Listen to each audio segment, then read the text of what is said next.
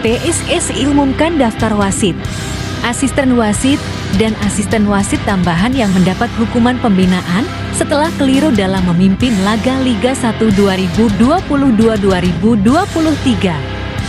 Salah satunya yaitu Paul Rossi yang memimpin laga RNS Nusantara FC vs Persija Jakarta 20 Agustus lalu dalam keterangan di laman resmi PSSI. Dan Paul Rossi diistirahatkan selama 8 pekan. Hal ini dikarenakan ia salah memberikan keputusannya dalam pertandingan tersebut. Wasit lalai menerapkan pasal 12. Hanya memberikan KK kartu kuning yang semestinya KM kartu merah untuk pemain RAN yang sengaja menyikut pemain Persija. Terjadi konfrontasi saat terjadi bola dari tendangan bebas sampai pemain tersebut mengeluarkan darah pada bagian mulut, demikian pernyataan PSSI. Rabu 7 September 2022. Pada akhirnya mereka diistirahatkan rata-rata selama 8 pekan. Hanya Arif Nur Wahyudi saja yang mendapat sanksi selama 4 pekan. Berikut hasil reka pembinaan wasit, AR, dan asisten wasit pekan ke-5 hingga pekan ke-8 kompetisi BRE Liga 1 2022-2023. Yang pertama yaitu Nendi Ruhandi tugas pekan ke-5 pertandingan. Sabtu 20 Agustus tahun 2022 Trans Nusantara FC vs Persija kasus tugas sebagai AR1 lalai dalam penetapan LOTG pasal 12. Yang semestinya pemain Rans dilanggar penjaga gawang Persija pada posisi di daerah AR1. Tapi menurut pandangan AR1, bukan suatu pelanggaran. Sesuai LOTG, sudah masuk kategori kecurangan penalti dan kartu merah tenaga berlebihan very dangerous play. Diberikan penjaga gawang Persija dan penalti diberikan untuk Rans.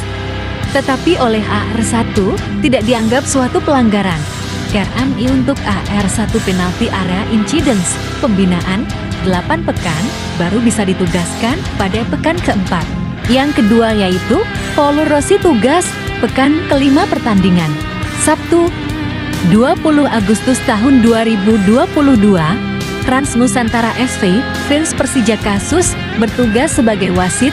Wasit lalai menerapkan pasal 12.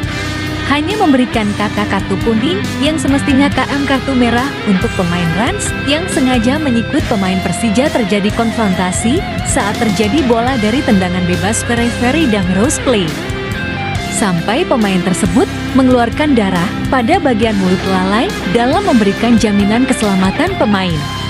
KMI untuk wasit KM yang berhubungan dengan jumlah pemain pembinaan 8 pekan baru bisa ditugaskan pada pekan ke-15.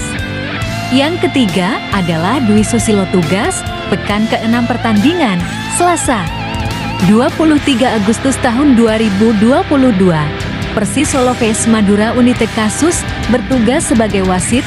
Wasit lalai menerapkan pasal 12 yang berawal dari pemain Madura United melanggar pemain Persis Solo dari belakang. Tetapi menurut wasit bukan suatu pelanggaran sesuai LOTG, sudah masuk kategori kecurangan pelanggaran dan permainan semestinya diberhentikan sementara.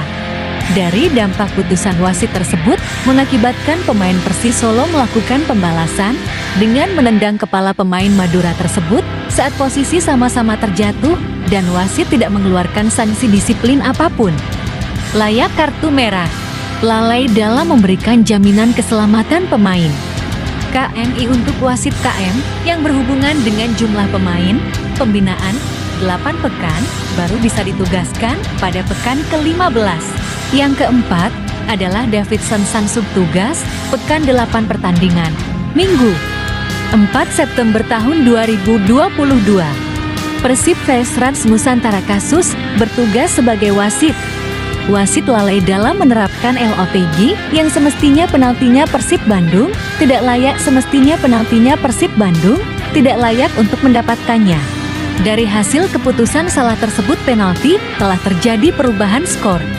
KMI untuk wasit pembinaan 8 pekan baru bisa ditugaskan pada pekan ke-17. Urutan kelima yaitu Arif Nur Wahyudi tugas pekan ke-8 pertandingan. Minggu 4 September tahun 2022, Persib vs Rans Nusantara kasus tugas sebagai AR2 pada saat wasit mengambil keputusan penalti dan yakin itu bukan suatu pelanggaran. Semestinya AR2 memberikan masukan kepada wasit. Itu bukan suatu pelanggaran, namun AR2 tidak memberikan informasi yang sebenarnya. Pembinaan 4 pekan baru bisa ditugaskan pada pekan ke-13. Dan yang ke-6 yaitu Ruslan wali tugas pekan ke-8 pertandingan. Minggu 4 September tahun 2022, Persib vs Rans Nusantara kasus bertugas sebagai asisten wasit 2, lalai menerapkan LOTJ pasal 11.